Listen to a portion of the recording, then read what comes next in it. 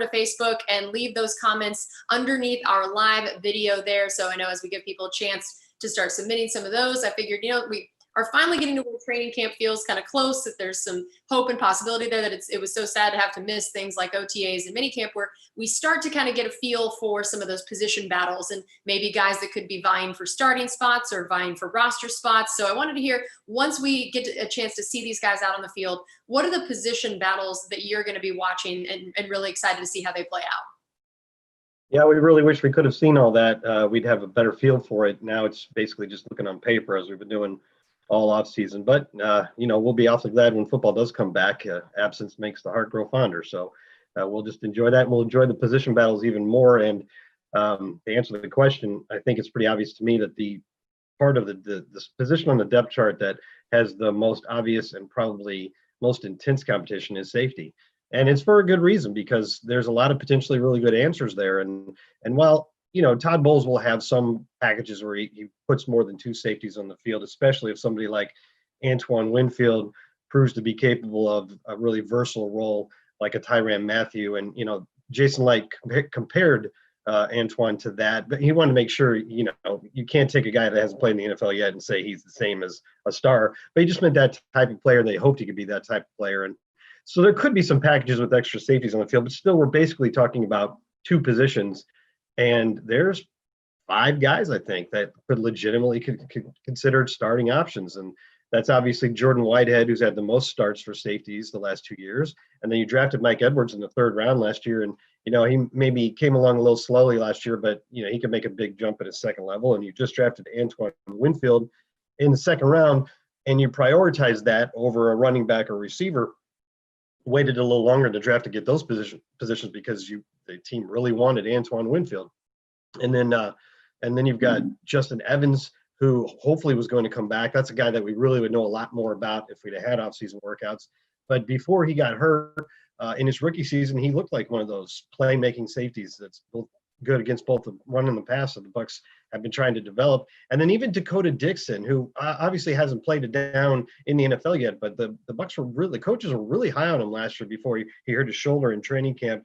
In fact, he'd moved all the way up to 2nd on the depth chart. So that's 5 guys that could conceivably be on the field a lot.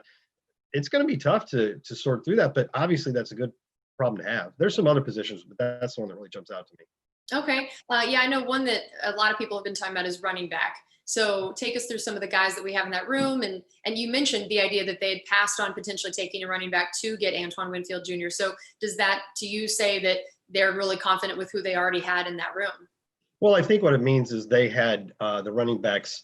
Their ranking of running backs doesn't necessarily reflect everything you saw in the pre-draft rankings. In fact, I think Bruce Arians said that after the draft, when asked that very question, because you passed on some guys in the 2nd round that maybe were bigger names that you could have taken, and then took Keyshawn Vaughn in the 3rd round because you wanted to get Antoine Winfield. And he said, well, not every, our rankings weren't necessarily the same as everybody else. So I think what it was they felt confident they could get a player like Vaughn in the 3rd round, and they're happy it went that way.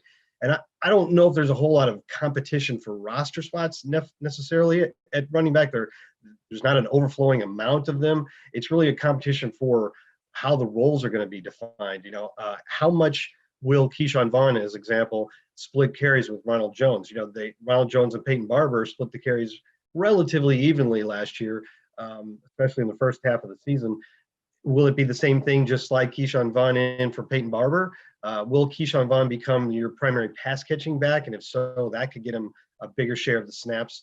Where does Dario Gubawali fit in? Because he was your 3rd down back last year. And obviously the team trusts him. He was our most trusted pass protector last year amongst the backs, which is why he was on the field so much on 3rd downs. And then you got Raymond Calais at the end. And, when you hear Bruce Arians talk about how much he's looking forward to taking this sort of Swiss Army knife guy and put him in a whole lot of roles, it's kind of exciting to think what he could become. So it's really a matter of defining roles. And that's not something that's necessarily going to be totally settled by the end of training camp. I think that's something that sort of develops as the season goes along. Interesting. And how about at wide receiver? I mean, of course, we know Mike Evans, Chris Godwin. Okay, put them over there. Great. We know that there's our top 2 guys. I do feel like this year has a little bit more in terms of up in the air about, who's going to be what different slots of that wide receiver has been a really interesting position for several years, where it always just felt like there was this abundance of riches and trying to find ways to fit a lot of these guys in. But this year it feels sort of like a very clear split of those two. And then there's a lot of guys fighting for potential spots after that. Can you see my list from your camera? You told me we were going to be talking about this, and I wrote down a few positions, and you're just going right down them. Really? Oh, that's so funny. Yeah. Well, that's a good sign. Then it shows that this is probably the consensus idea. Yeah, the wide receiver position really is top heavy because you're trying to replace Brashad Perryman. But if you remember last year, Brashad Perryman was your 3 the entire year. And, in the early weeks, the first 7 or 8 weeks of the season, the coaches had to keep questioning members of the media that Brashad was playing just fine. He was doing exactly what they wanted to. There were just no numbers there. If you recall, there was a group of people that thought it was urgent that the Buccaneers cut Brashad Perryman before the deadline last year in order to help with their compensatory pick formula, and Bucs didn't want to do that. And as it turned out, that was a good thing because he was very much needed at the end of the year.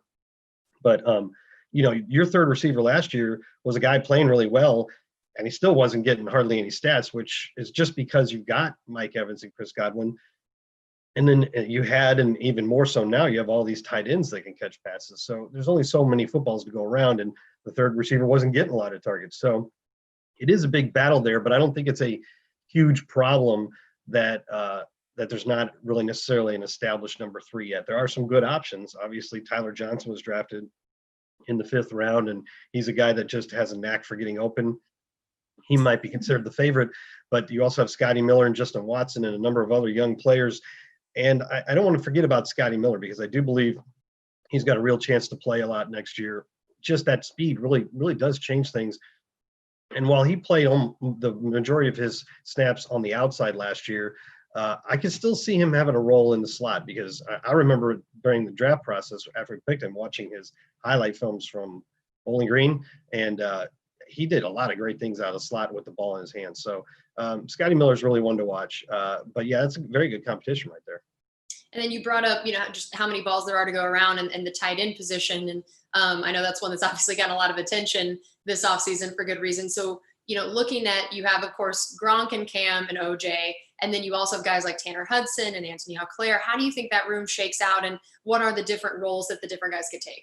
Yeah, the question is, how many are we going to try to find room for on the roster? Because you just mentioned, I don't know if you said them all, but there's 5 guys easily that you can keep. You get Gronk, obviously, and you know what Cam can do. OJ Howard, they love Anthony Auclair as a blocker, and he gets in a lot of two tight end sets for that reason. Although I don't know how much that role shrinks with Rob Gronkowski around, because he's such a great blocker. And yeah, Tanner Hudson's a very intriguing guy that they kept on the roster all last year. In the preseason, he showed he has really, really good hands, a very good pass catcher, and would probably have to follow a career arc a little bit like Cam Brate himself did, where you could see right away he had potential as a pass catcher, and he just had to work on his blocking as time when seasons went on. So it's hard to keep 5 tight ends, though. That's a lot of tight ends. You're going to be losing at some other position. You might want to keep a 6th receiver instead, or a 5th or 4th running back. So that's a pretty good battle.